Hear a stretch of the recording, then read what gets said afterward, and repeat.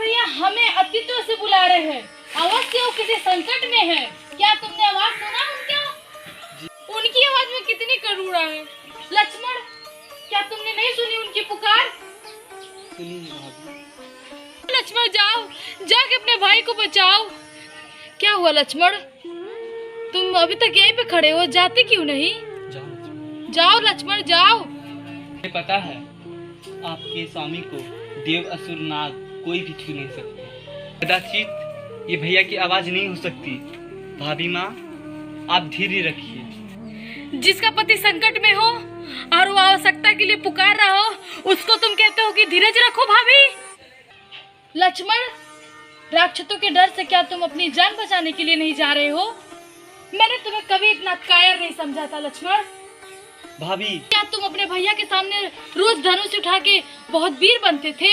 लक्ष्मण, जब आज वीरता दिखाने की बारी आई तो तुम अपने प्राण बचा के चूहे की तरफ बिल से निकलना नहीं चाहते? भाभी, मेरा एक ही कर्तव्य है, भैया की आज्ञा का पालन करना। वो बोल के गए हैं कि मैं आपको किसी भी स्थिति में छोड़ के नहीं जा सकता। जिसके लिए मैं पूरा संसार छोड़ के इस वन में रहने आई हूँ। आ ही नहीं सकते तो करते रहना मेरे मरे हुए शरीर का रक्षक।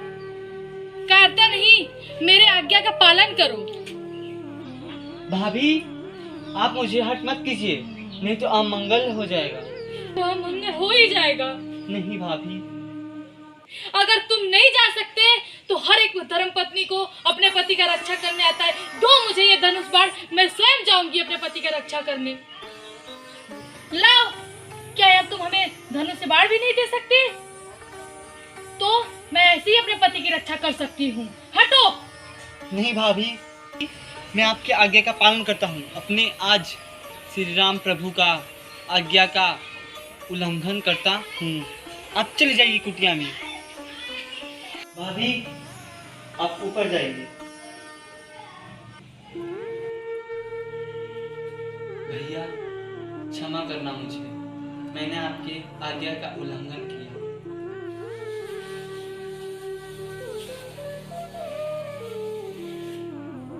हे भाभी माँ, मैंने इस दीवार को 21 तंत्रों से बांध दिया है। कोई भी इसे लांघने की जरूरत थी तो जल के भस्म हो जाएगा। आपसे विनती है कि आप किसी भी परिस्थिति में राम भैया के आने तक आप इस लक्ष्मण रेखा को पार मत कीजिएगा। भाभी माँ, हे वन के देवताओं, समस्त प्राणियों, मैं आपकी रक्षा में सीता माता को छोड़ के जा रहा हूँ।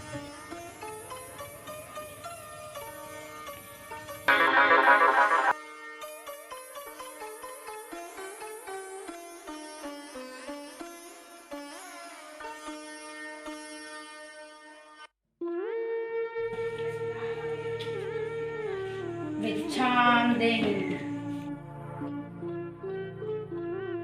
भिक्षाम देहि।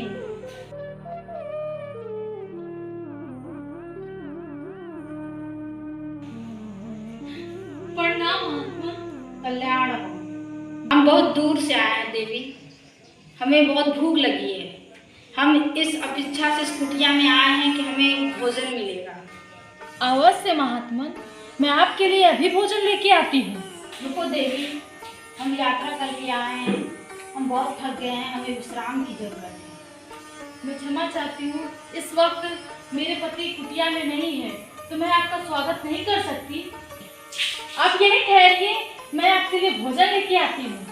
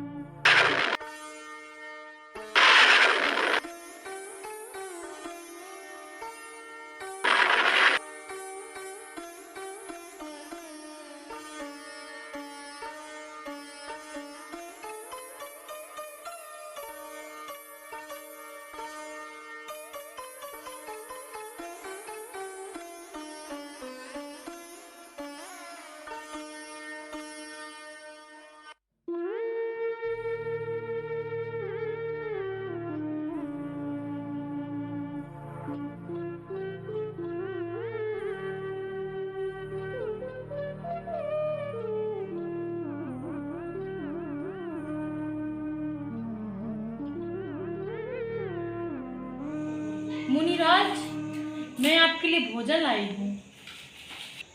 लाओ देवी, हम यही अपना स्थान ग्रहण कर रहे हैं। हम यात्रा से आए हैं, थके हुए हैं, हमसे बार बार उठा नहीं जाता। जो भी दे रही हैं हमें यहीं आकर दे दी। हे भगवान, मैं इस सीमा को पार नहीं कर सकती, आप ही को कष्ट करना पड़ेगा।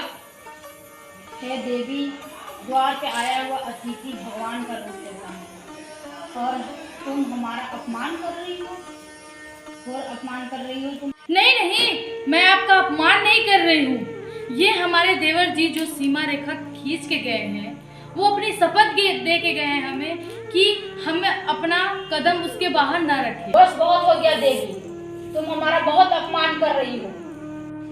पहले तुम हमें अपनी कुटिया में आने से मना कर दिया और हमें दूर से खाना दे रही हो जैसे हम कोई पशु पक्षी हैं।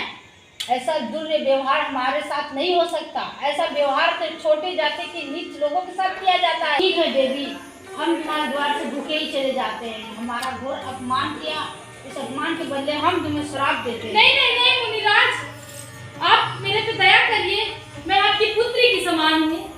हम सब जानते हैं तुम्हारा पति वन में एक पशु के पीछे भागा भागा फिर रहा है। एक बार उसने तुम्हारे पति के ऊपर हमला करके उसे घायल किया हुआ है। हम श्राप देते हैं कि उस पर वो दोबारा हमला करे और उसकी मृत्यु। नहीं नहीं नहीं नहीं नहीं महात्मा, मैंने आपको नहीं पहचाना, आप मुझे क्षमा करिए। हमने तुम्हें क्षमा किया। तुम जैसे सुंदर कन्या की आंखों में हम आंसू देख रहे। मैं मिथिला नरेश महाराज जनक की पुत्री हूँ। तुम मिथिला नरेश की पुत्री हो। इस वन में तुम इस अवस्था में, तुम्हें तो किसी त्रिलोक के राजा की पत्नी होनी चाहिए। मेरे लिए तो मेरे पति त्रिलोकी के राजा हैं, क्या उनसे कुछ बढ़कर है क्या? हम तुम्हें बताते हैं, उनसे भी बढ़कर है। हम हैं रावण लंकेश्वर। हम रावण हैं, रावण लंकेश्वर हैं हम। क्या ये करते भी? तुमको जरा सा भी लज्जा नहीं आई? हट जाओ मेरे रास्ते से। तुम जब एक बार सीमा पार कर दी तो उसके बाद तुम सीमा की पार नहीं जा सकती। मुझे खुद पता है कि मैं अपनी रक्षा कैसे कर सकती हूँ। नहीं, तुम नहीं जा सकती। हटो मेरे रास्ते से।